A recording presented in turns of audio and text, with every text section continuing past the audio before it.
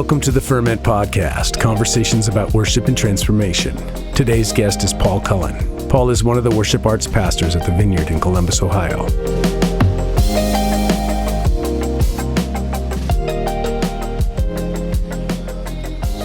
Hey, what's up, everybody? Adam here at the Ferment Podcast, and today my guest is Paul Cullen. What is up, Paul? Hey, what's up? Glad you're here. Glad to be here. Welcome to gloomy California. Yeah. We're out here in California, folks, and we're trying to write some songs, and we're making some podcasts, and I'll just tell you this, Paul. When I come to California, I expect the sun to shine. I expect the weather to be nice. Mm-hmm. It's been cold. It has. Yeah. Yep. But we're not going to let it keep us down.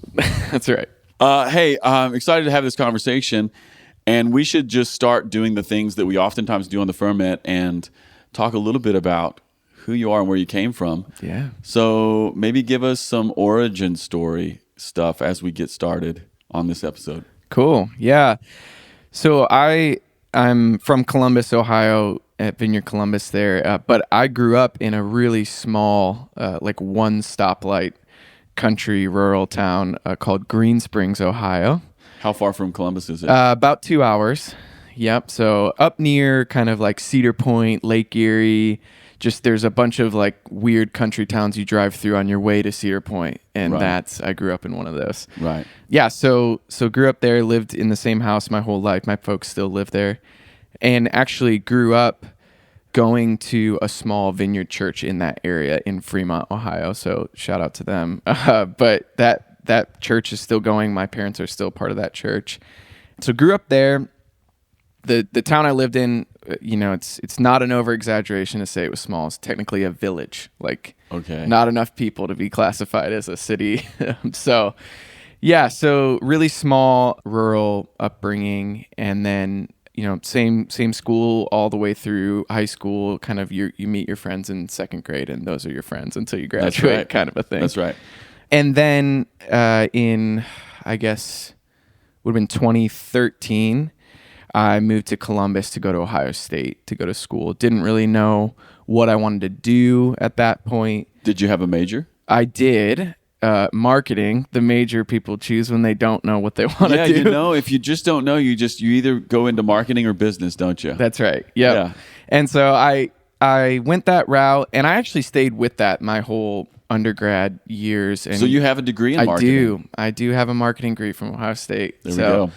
I sort of found out about halfway through that I wasn't going to use that, but I'm a very pragmatic person. I started this. I'm going to finish It makes no sense to not just get this. So Right. I finished it out and then promptly went in a different direction. But yeah, and Columbus is a cool place. So I liked it. Why don't we just pump the brakes right here? Yeah. Because there's a few things we could pick up on this story, but Yeah. I just want to pick up on the last thing you said there. Columbus is a cool place, because Yes. I think a lot of times people are like, Ohio. Yep. So just give me the commercial for Columbus. Yes. This is the your commercial chance. for Columbus. We've had a lot of Columbus people Yep.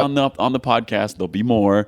So give us the pro Columbus commercial. Yes. This is what I always say about Columbus. It has everything that you want in a big city without a lot of the things that you don't want. So now some of this is, again, I grew up in a small town, so I think it has everything you want. Right. But it's got, the food scene and the coffee scene and the drink scene and all that stuff that you might want in a bigger context. But the traffic is pretty easy to navigate. It's like a pretty small situation. And then you really don't have to go far to get into a more, open kind of country space if you're into that sort of thing.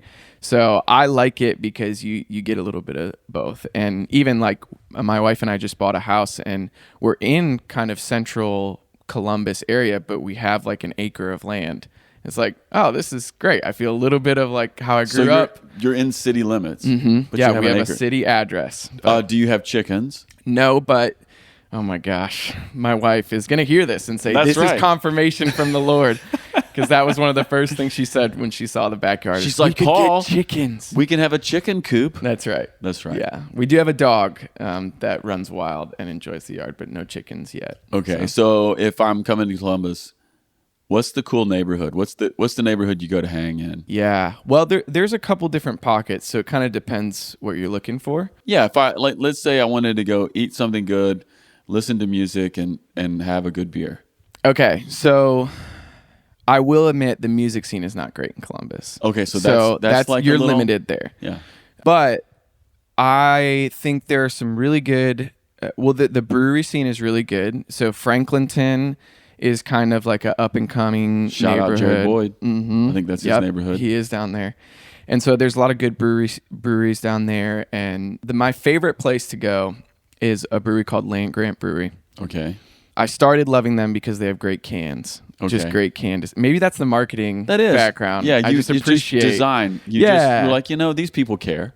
Yeah, so they have really good beer there, and then they have a great rotation of food trucks. And so there's Ray Ray's Barbecue is like a staple there. It's my favorite barbecue in Columbus. Shout out Ray Ray. Yeah, so that's a good spot. There are other spots that I feel like Columbus is interesting in that there aren't a lot of here's the area you go to, but in a lot of different random spots, there is a place you want to go to. Got it. So there's like the Short North, which is what people know about. But to Right. be honest, I don't even really like to go there that much. It's a little crowded. It's like parking's horrible. But there are other spots. Like there's this place that my wife and I go to a lot that's called Watershed Distillery.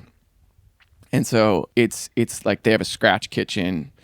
And it's really, really good, but it's literally tucked away in like an industrial park. So you think you're going to like warehouses, and then here we are. So that's kind of what Columbus feels like a lot, is you find these little gems in random neighborhoods, Well, Paul, I think you've done a really good job of making a commercial for Columbus. There you go. Come on. Represent the hometown. I like it. Okay, so let's go back to what you were talking. You went to school. You went to the Ohio State University. You have a marketing degree. But you're a worship leader now. So were you always a musician? Was it a musical home? Were you just a vineyard kid? So of course you played acoustic guitar. Right. What's that story? Yeah.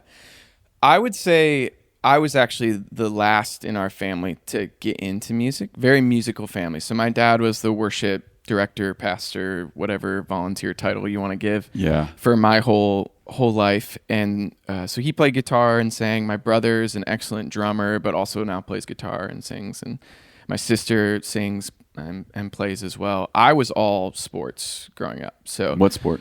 mostly basketball and football as well. I played Little League like everybody else, but that fell off at some point. Right. So basketball and football. And in the town I grew up in was a very like stereotypical small football town kind of a thing. So, Yeah, but I'm surprised you weren't a wrestler.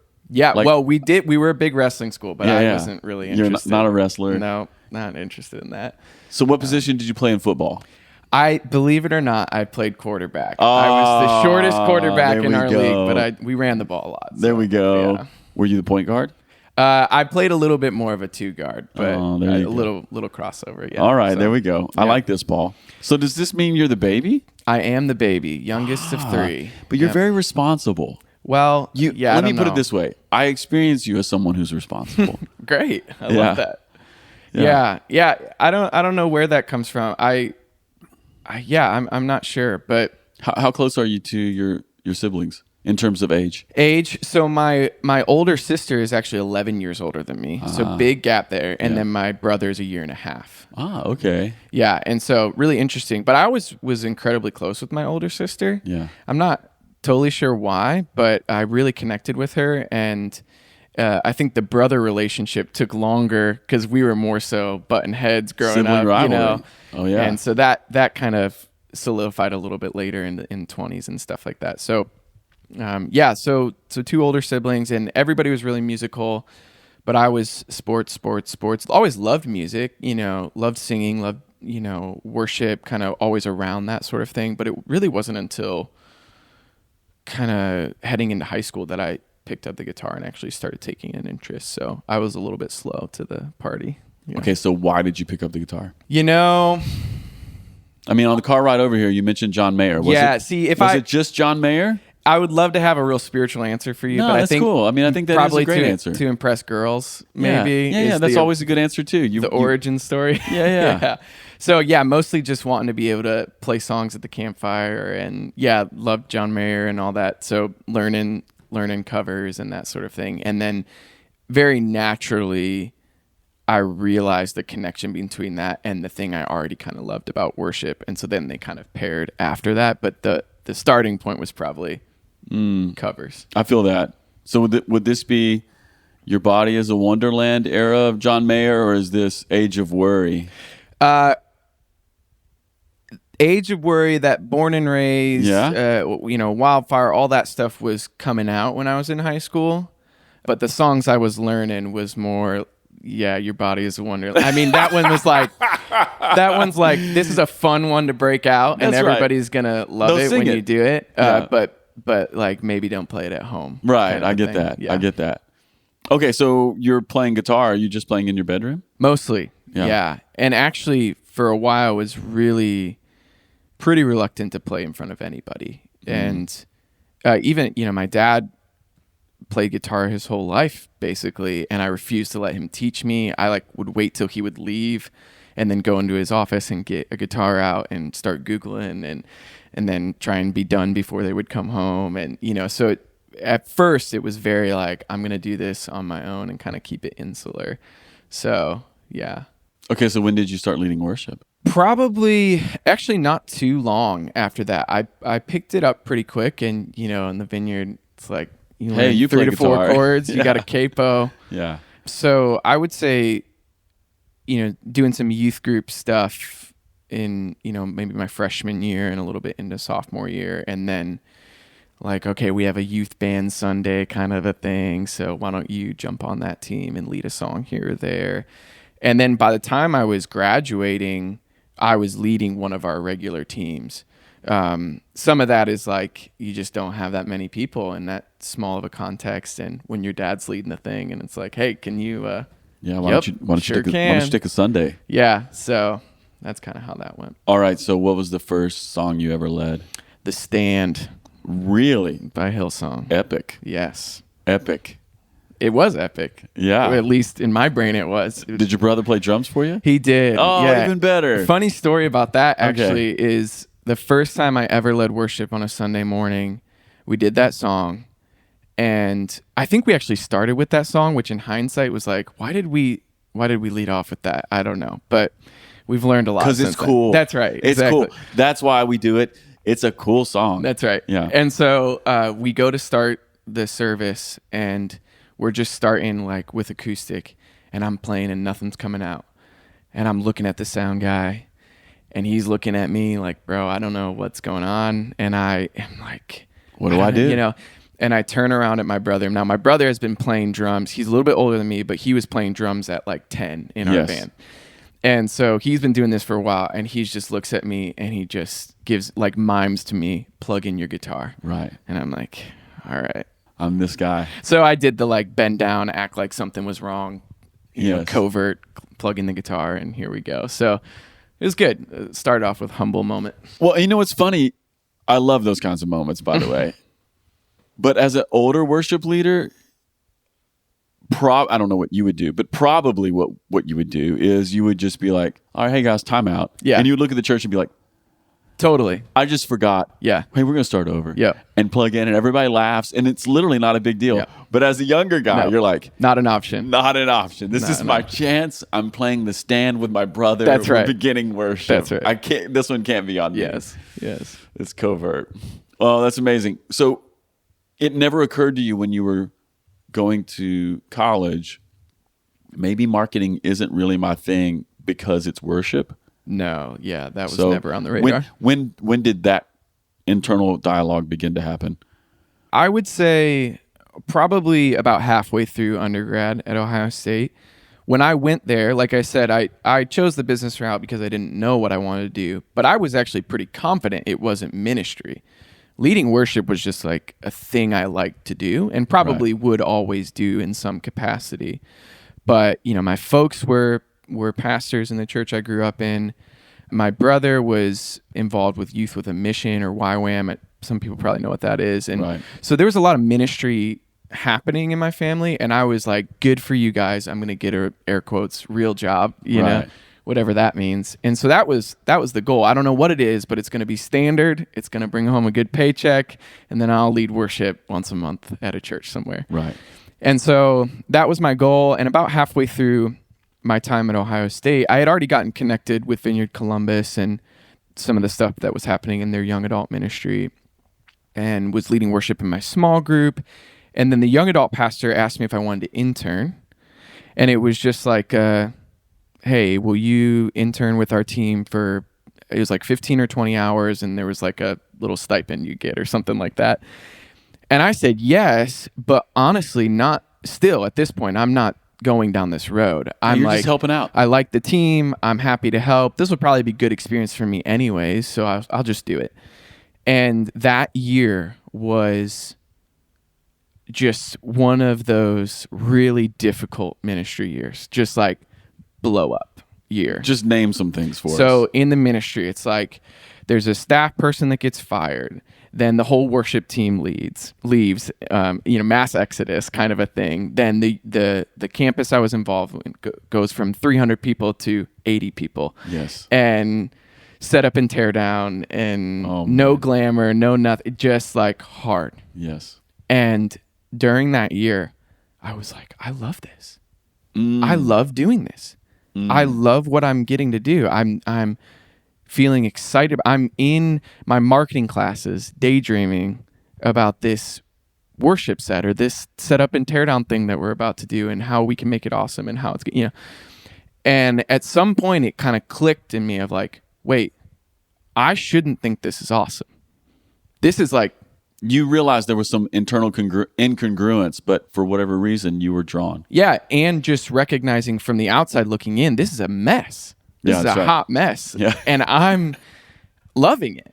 And Yeah. so I just started to pay attention. That was when I started to pay attention. Like, what is it in me that is really connected to this? Because there's not really any external factors that would say that this should be fun for me. And yet I'm loving it. So that was the first start. And then after that, honestly, the Lord started just really putting one small thing right in front of me. It was never a big thing. It was just like after the internship, it's like, here's this 10-hour, 12-hour part-time worship job. You're about to graduate college. You're looking for a full-time job, but here's this little thing. And it felt like the Lord was on it. And so I just said yes, not really knowing, and then a couple months into saying yes to that, they're like, hey, actually, we're going to restructure. This job isn't going to exist. So then I'm going on business interviews again and trying to find a marketing job and then a 20-hour job opens up. And it's like, so I just kept following that thing that went off in me during the internship, and like the year from what, like it was like one of those years, but I followed that thread and just said yes to the next thing that the Lord was putting in front of me. And then at a certain point, it was like, actually, I think this is like the full direction I'm going. I'm not just, this isn't a thing I like to do on the side.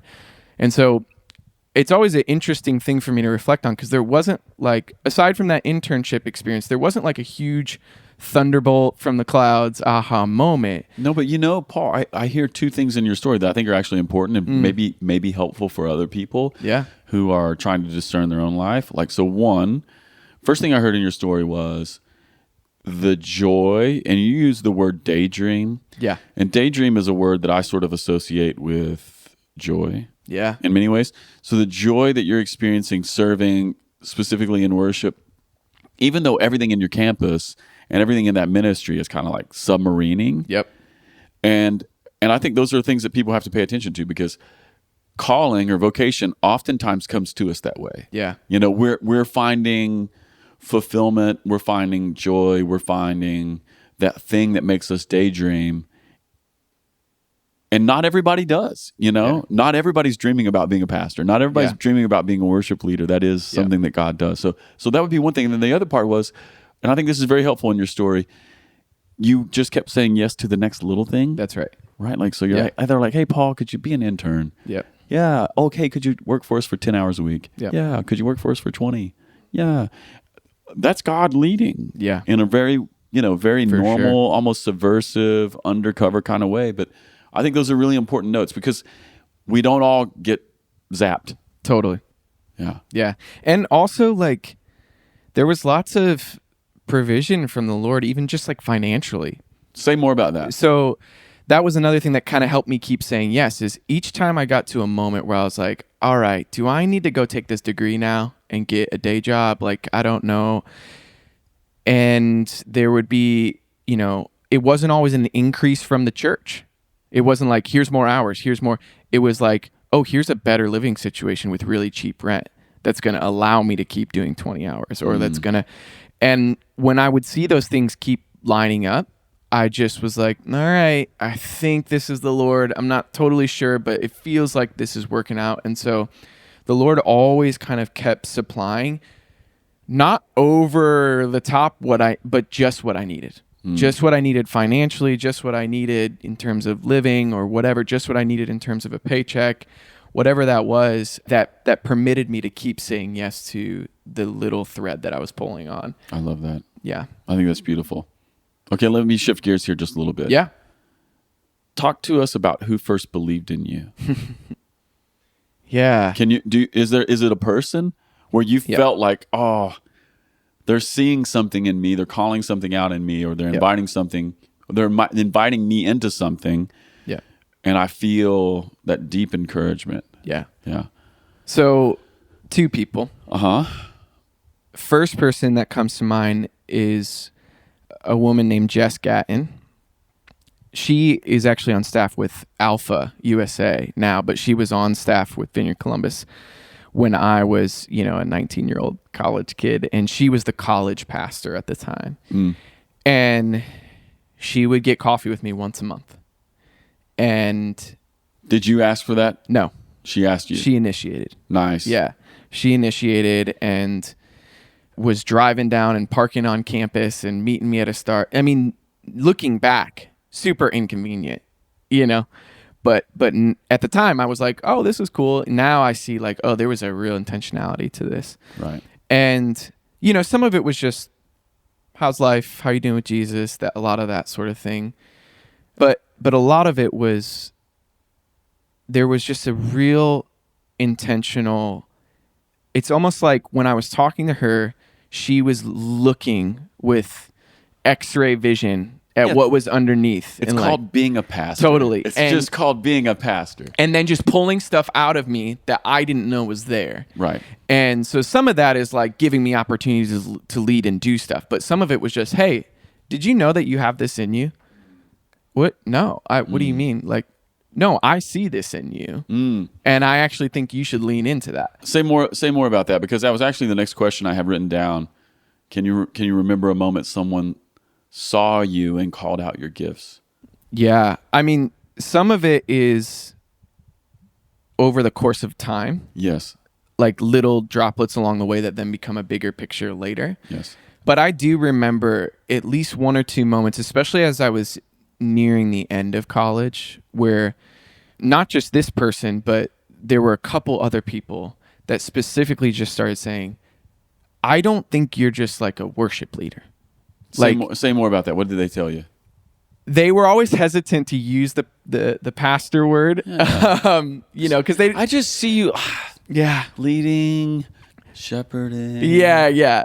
There were a few people that were direct and like, I think you might be called to be a pastor at some point. Right. But more so, it was like just calling out leadership specifically. Like, I tend to operate as like I love being a number 2 or a number 3. Like, right. Yeah, I'll support whatever somebody else is doing. And, and there were some moments where it was like, actually, I think you are called to lead some things. And that was new to me. I mean, I'd had experiences of that, like in other worlds, like even going back to like playing sports in high school. Like I know, but in this world, I still feel like I'm late to the game. I just play guitar and sing some worship tunes. And then, and it was like, no, actually you need to be leading a small group. You need to be leading in some of these other ways. You should intern. Paul, a quarterback is a quarterback is a quarterback, baby. Somebody's got to give us the play and tell us what to do. Yeah. So, And then another key person is Joshua Miller, who lots of people listening will know who he is. Shout out to Joshua. He's back at our church now. Yeah, he's actually my boss now. That's great. But he was there when I was first coming to Vineyard Columbus. And so he was my first like real worship pastor. I mean, because I grew up in my parents' church, and it was like, no audition process. It was just, hey, can you help out? This was the first time where I had someone that like sat me down, told me, here's what it means to be on our team. Here's what the expectations are. Here's where I'm going to press in with you relationally. Here are the things I'm going to ask you about. Here are the ways I want you to grow, and so on, so on. And then he followed through with that. He was another person that was meeting with me, every couple months. How are you doing? What are you wanting to do? What are you dreaming about? He would ask me that, like, what do you want to see happen in worship? And I remember being like, why are you asking your 20-year-old college worship leader? You have a team of like 50. Yeah, why are you asking me? Why don't you just tell me, yeah, Joshua? Tell me. Exactly. And so he invested me a lot in those early years, and then he was gone for 5 years. And so it's been really fun for him to come back, and now we get to be on team together, which is super cool. So I love that. And I love any story where we intersect with a leader who is not insecure. Yeah. And could even ask you a question like, what are you dreaming about? And what are you dreaming about in worship? Mm-hmm. And he would ask, like, what are you not liking about how things are going? What a brave question. And I remember being like, I hadn't even thought. I don't know. And there were probably things I didn't like, but I never would have pictured that my input would have mattered, Yeah, so it's a beautiful story. Yeah, it's cool. That's a beautiful story. Maybe similar to some of the things we've just been talking about, but I want to maybe ask this question this way, and if something else pops through, that'd be great. What's caused you to grow as a leader? Like, because so some of the stories that we've been hearing up to this point has been other leaders have been intentional about spending time with you. They're making space for you. A handful of people are calling leadership out in you. But now you've been postgraduate for a few years. Yeah. You're 28. You've been leading worship at the church for a few years. What's been growing you? Yeah. Because those are kind of like initial sort of stories. Is it the same kind of thing through the years, or is there something else that's been inviting or encouraging or pushing growth in you? Yeah. I would say it's been a combination of two things. One is over the last handful of years, to be honest, I'm just really fortunate in our church I'm surrounded by some really great leaders that can sort of encourage you and guardrail you into some things that you ought to be leaning into. So what I mean by that is I have had leaders around me in the past few years that they know I can lead worship. That's cool to them, but they're the ones asking me, are you doing this? Are you going a spiritual direction? Are you pressing in your theological development? Are you doing any of that stuff? Really getting me to make sure that in the forefront of my mind is the stuff I'm not doing on the stage. Right. And so that's been a huge source of like growth push on like the positive end. Yeah, that's right. And then on the other end is there have been some moments of just, we need you to do more. Yeah. We need you to step up into some ways that you haven't done before. Yeah. What have you been invited into that felt like a stretching moment? There's two that come to mind. One is in that college years of coming out of the messiness of that struggle year, specifically with worship. We had, when I started in our church in the young adult ministry, we had like 40 to 50 people serving in worship. I mean, it was crazy. 2 or 3 electric guitars. And every week we have this huge full band and all, and then it went down to like 10. And then everybody left and it was like, can you help build this team back up? So I'd never really done that before. I was always a role player, and now it was like, we need you to build a team. So that was hugely formational. And those are different skills. 1,000%. Yeah. Playing on a team or leading worship on a team that someone else has created. Yep. Is one thing, but building the team, that's a different skill. Totally. The first year that I served on worship, I mostly just played acoustic guitar and watched other leaders and learned by watching, which was really important.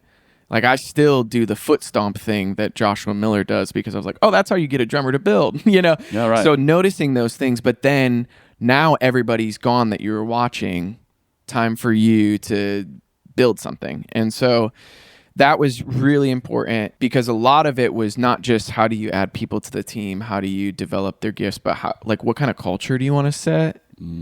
Because in some ways it's really hard to build something, but then in another way there's an opportunity of like, there's nothing you're working against. You get to build whatever kind of culture you want to build. And so thinking through those things for the first time, like what kind of team do I want to welcome people on? Isn't it funny how that kind of question never occurs to you? Yeah, when you're a part of the team? totally. You're just like, I don't know, man. I'm going to lead two songs on Sunday, and Yep, I'm going to play my guitar. for sure. And then I pack it up and I go home and Yep. I'm on next month. As soon as you're in that role of building, you're like, oh, Yeah. well, what do I want to build? Yeah, totally. So that experience was really formational. And then honestly, the other thing that pushed me to a different level of growth was COVID. During that 1 year in particular, but even those first kind of 2 years, our weekend pastor for the whole church, she approached me and just basically, at that point I was still kind of like mostly in the young adult world, leading sometime on Sunday mornings, but not a lot of like influence or decision making. And then she was like, hey, can you basically lead us through this COVID time in regards to worship? Can you kind of decide what direction we go and how it looks? And it was like, sure, I guess, so, but that was really helpful too, because now I'm thinking about a much bigger team, a much bigger age group. I'm not just thinking about what do my peers want to hear, how what do they need in worship, or how do they need to experience God right now. It's like I'm trying to lead students and kids and young adults and boomers and all what's already an uncomfortable way to worship is like watching through a screen and sort of that thing. So, and also really facilitating a lot of like collaboration between worship and production. So, we were, prior to COVID, we were in our rhythm of, especially at our one of our campuses is really large. And so it's like the production team is up on the other side of the room and the worship team's down here, and we all kind of know our roles, and there's not a lot of interaction between the two, and then it was like, we're all in this small room recording this together and we've got to collaborate. And I was kind of pushed into helping make some of that collaboration happen. At that point, was Vineyard Columbus doing any Sunday morning live streaming or anything? No, which is crazy to me to think it's about wild, now. huh? Yeah, it's totally wild. It's funny how that moment pushed everyone to think about what they were doing on Sunday differently. Yeah. So that was really challenging, but I came out of that so much more equipped to lead in a lot of different spaces rather than certain kind of more specific groups. So, okay, let's shift gears again. What feels like the best part of your job these days? I think the best part of my job right now is there's a specific high school worship leader right now that I've been spending a lot of time developing over the last year, and it's been some of the most fun I've had. How old is this kid? So she started when I first started with her. She was 16. I think now she's coming up on 18. Yeah. She's a senior. Yeah. So I think she's 17. If she's not 18, she's going to be. She's coming up on 18. And so basically, again, out of necessity, it was like, I'm overseeing the worship that's happening in our student ministry. The person that was working part-time for us got a different job. We don't have anybody. I can't be down there every week. Maybe I should ask one of our student worship leaders, can you just own this? And so I started having her do the scheduling. I started having her lead the rehearsals and do that. And I knew she was a good singer before that. I knew that much, but I did not know she had so much more in her. And it was kind of a little bit of a full circle to some of my experiences of like, I'm seeing stuff in you. Yeah. Are you seeing this? That's right. And let's go. Let's do more of this. And she's just coming into her own in such a cool way as a worship leader. And so it's been really fun to coach her through like the practical stuff of leading worship. But then we're talking about the like, why does it matter the lyrics of the song that we're adding to our sound canon? Why does it matter the way that we run a rehearsal? What does it mean to audition and somebody? Maybe we shouldn't do the stand. Totally.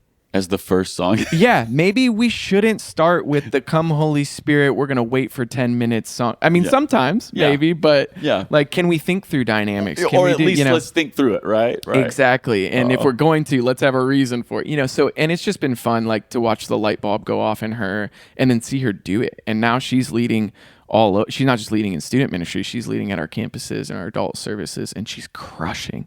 She's absolutely crushing. I love that story. She got to come with us to the North Carolina retreat. Oh, even better.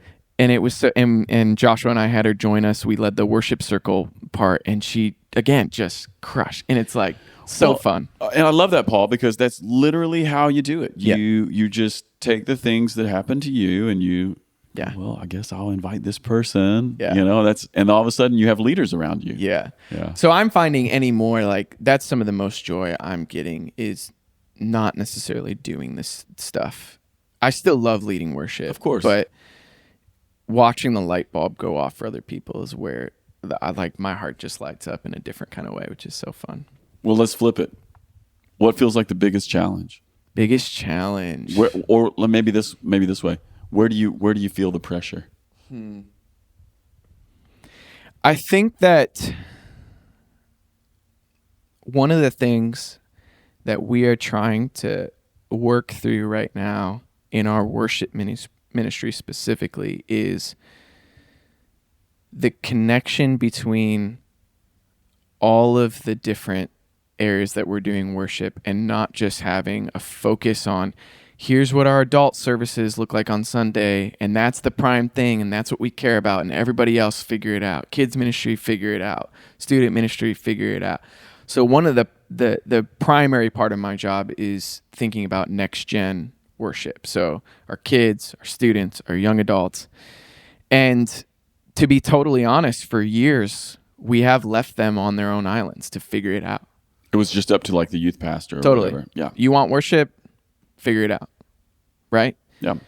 And in some ways that's fun because you don't have to answer to anybody and you can kind of do your own thing, but there's no support, you know? And so now it's thinking through not only how do we actually care and support the worship that's happening for our kids? Like, why does it matter that our kids have worship and what that worship is and what they're singing about and what they're prioritizing and all those sorts of things? But also, how does this thing get connected to the whole? Like, what does it look like for a kid to have an interest sparked in worship in 5th or 6th grade and then actually like carry that through? Yeah, be able to walk it out to high school and to college, and if they stay around to be a part of our community as a young adult. Like, we don't have any way of investing in people along the way. We just hope they come to us in their 20s and then we do something with them. It's like, man, can we think bigger than that? And so that has been a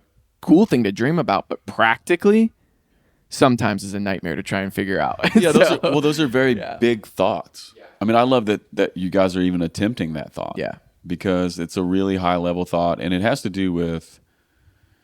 really has to do with higher level pastoring and spiritual development of a person, you know, like through a lifetime. Totally. Yeah. And for me in particular, like, you know, kids and even into middle school, a lot of it is just like, does this excite you? Is this fun? Do you like music? You know, but then in high school, especially now, like the worship culture in our country, like, and just what you can find online, that battle to, I want to be the superstar on stage starts, I feel like, so much earlier now because you can just see what you could be as a worship leader or whatever. And so now it's like, okay, how do we develop people in a skill set, but also how are we developing people in such a way that they don't blow up their life when they're 25? Right. I mean, it's one of the really challenging parts of, let's say, a platform like YouTube. Yeah. When it comes to worship, because like the good part of YouTube is you or I, we can log on at any moment and we can find worship that maybe encourages us, and, you know, we can have it on and probably encounter God. Yeah. You know, I mean, I just believe that kind of stuff. You know, I think things get transmitted through music. Totally. It's just a vehicle for experiencing God in so many ways. But then if we're thinking critically about YouTube, one of the things we could say is pretty much no one is putting a video up on YouTube of their tiny church service or their beginnings, right? It's always mega conferences or whatever. And so it has this way of forming maybe a middle school kid who's in 9th grade and who isn't thinking in maybe the way that you or I would think as pastors about, well, what is worship and what is a worship leader? Yeah. And they're just like, well, worship leader, I guess you just stand on stage with an amazing rock band and you play with your friends in front of 40,000 people. Yeah. Yeah, I want to do that. Yeah. That feels fun. Yeah, for sure. And then even like the Or that would be the goal. yes, exactly. That's the goal. That's the like end if, game. if I'm doing well, if God is in it, that's the goal. Yep, for sure. Yeah. Well, I'm glad you guys are thinking about this. Yeah. What a cool thing. Okay, let me ask you this. What's giving you life? Maybe not even in ministry, because we've talked a lot of ministry stuff, but what gives you life and just keeps you going? And I guess what I'm thinking about here is when the noise of ministry or the friction and difficulty that just happens when you're trying to lead people or pastor people, when that kind of stuff becomes maybe amplified a little bit and becomes difficult, where do you get life and reprieve or refreshment from? What do you do? Yeah. Well, I think there are some, there's always some like personal wiring things of like, how do you get energy kind of a thing. And I'm way more introverted than even sometimes I present. But I need to get away. So this is like a funny thing, but one of my favorite things to do that my wife just does not understand is I love to go to a public restaurant and eat by myself. It's like a way that I go out, but I don't actually have to engage with anybody, but I feel like I'm treating myself. It's but it gives me so much life it's really confusing. But what about traveling alone in an airport? See, I've only done that a couple times and I love it. Is that like high-end refreshment and renewal? Yes. Totally. You're in the Atlanta airport. There's thousands of people around you, but you're not really responsible for any of them. Exactly. I don't have to answer anybody, and I'm also not like worried about anybody. Yeah. They're all adults. Everybody's going there. I know when I need to be at my gate. Do I want to go over here and get some food, or do I want to walk? I love that. So there's good. Like a personal thing there. I think also my wife and I have really gotten a lot of life in this particular season out of leading our small group, just our everyday. Say more about that. Small group. It's like, so specifically in the getting out of like the ministry pressure thing, because the reality is big church, small church, like there's differences, but all of us in ministry, we get like in the pressure cooker of Sunday coming around the corner. And what do we have to do for Sunday? And who have we, dropped the ball with in the last week or two that we need to fix something for Sunday? It's all around this like thing that we're doing, the machine. And small group has been like this really simple, beautiful reminder of, oh, this is kind of like the main thing. This is the main thing, is like people growing in relationship with one another. Yeah. And people coming awake to like who God is in new ways. So our group that we had a group before, but then we bought a house and we took some time off and we kind of restarted the group, and it was like a totally different group of people. Right. And Columbus is a pretty transient place, especially for young adults, because it's a university town. People are coming for grad school, whatever. Yeah, keep moving on. And so most of our group are people that they just moved here recently, or even they just started coming to our church, and it's like, I don't have community. And they show up to group and they go, oh, how long have you been going? This is my first time. Oh, you too? And then they start becoming friends. And recently we just went through a lot of I mentioned alpha before, but we went through some of the alpha content in our small group. And most of the people in our group are Christians. But just talking about like, who is the Holy Spirit? Why did Jesus come here? Like the most simple aspects of our faith has been so life-giving, and in such a like snap out of it moment is like you get bogged down in the stress of the ministry stuff, the function, and then getting back to like the simplicity of the gospel with a group of 10 people in your living room is like, this is why I'm a Christian. It's Well, like, and it occurs to me that those are things we never outgrow needing to hear. yep. Right? Yep. Like we just never outgrow needing to hear who is Jesus, who is the Holy Spirit, who is the Father, Yep. who am I, what Yep. is the church, what are we here for, what is the world, how do we reach out? All those Totally. things. Those are Talking about like suffering. Why do bad things happen? How do you make sense of that with the idea of God listening and answering prayer? And how does that, and then the kingdom, and it's here, but it's not, but it's coming. Like the simple vineyard, just kingdom stuff has been a huge lifeline for me recently, and so fun to walk people through it too, because you get in it long enough too, and you start to also fall into the trap of everybody knows this stuff. Oh yeah, no, they definitely do not. It's like, nope, they don't. They definitely and do not. they're learning it right now, and you're seeing them again. It's the light bulb going off. Like that's where I'm getting joy, is when I see people in worship or otherwise have like a light bulb moment with the Lord. It's like, that is what I'm after. Oh, that's what we need. Yeah. All right, hey, let's land here. Yeah. What do you want to say to the younger leaders who are coming up? We were saying this before we pressed record. We were saying that you're like an older younger. Yes. You're still a young guy. Yeah. 28. You're not 28. that old, but you're not old. yeah. But you're an older younger guy. Yeah. So what would you want to say to maybe some of the younger Vineyard worship leaders who are listening to this podcast? So, maybe there's somebody out there who's 17 or 18, young Paul, or like the young girl who you are raising up right now in your high school ministry. Yeah. There's all kinds of those people in the Vineyard. Yep. And you've lived this out, and you're beginning to reproduce it in your life. What would you want to say to young guys and gals who are going, you know what? I think God is moving in my life in the area of worship. Yeah. I think that there are a lot of things that could be said about how to pursue fruitful, well done worship leading and all of that. But really where my brain wants to go is like, whether you think you need to or not right now, invest in the development of your inner life. Say more about that. And this is actually like, it's sometimes hard for me to articulate, and even can be sad to think about, but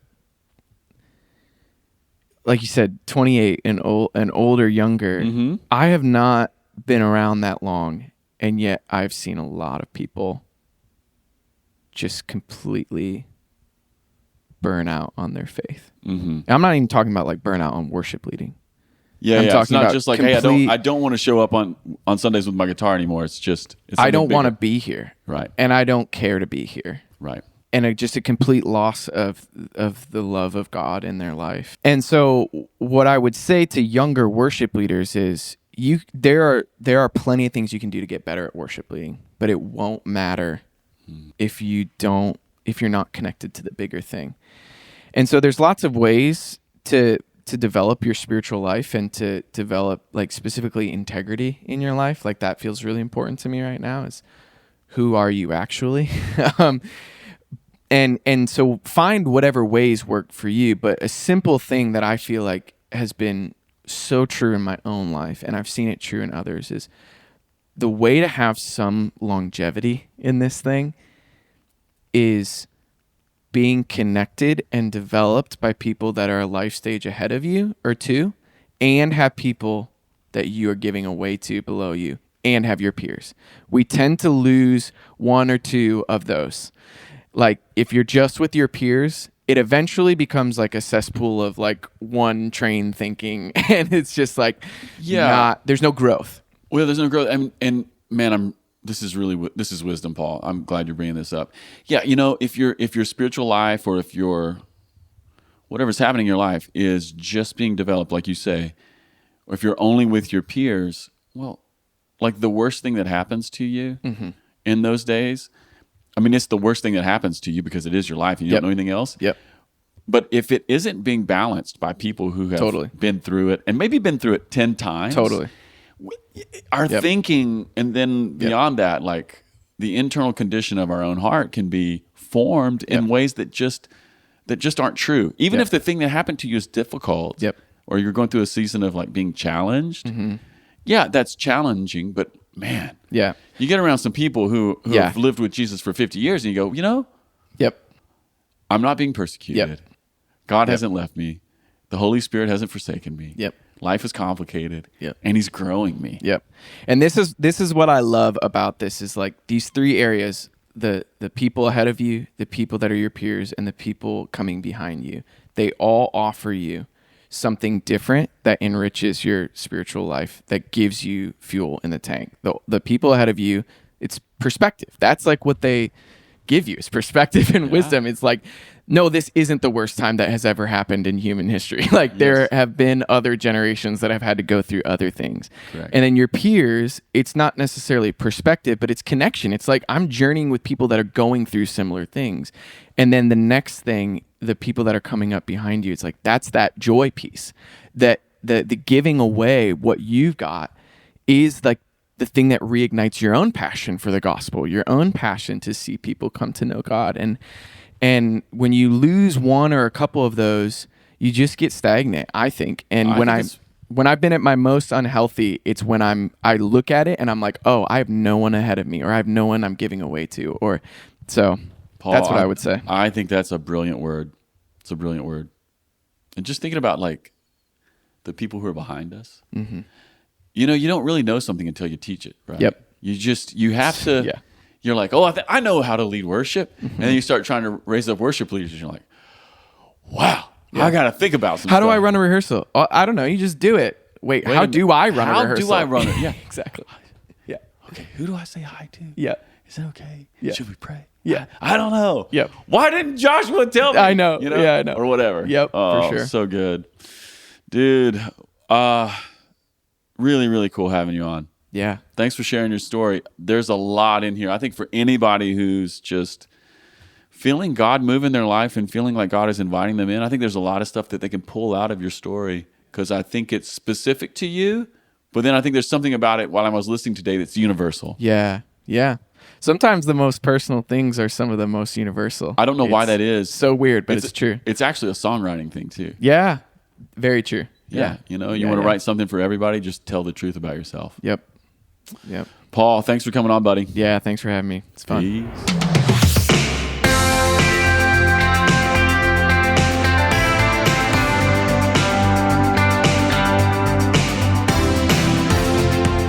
Hey everyone, Casey Corum here, producer of the podcast. Thanks for listening. As always, if you've been enjoying the podcast, here's a few ways you can help us. First of all, leave us a review on the podcast platform of your choice. This helps more people find us. Also, connect with us on social media. Instagram at the Ferment Podcast and Twitter at FermentCast. All right, everyone, thanks for listening. See you next week.